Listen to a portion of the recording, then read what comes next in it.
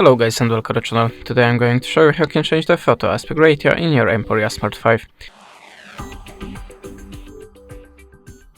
So to start, open the camera app and now go to the options, go to the picture size and choose your desired photo aspect ratio.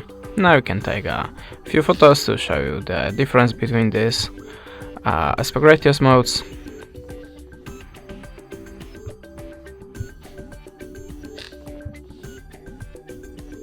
And the last one. And this is how it looks.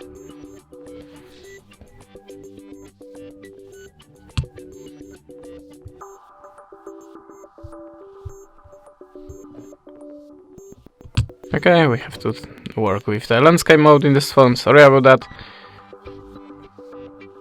Okay, that was strange. Anyway, that's it. Thanks for the watching, leave us a subscribe or a comment, and goodbye.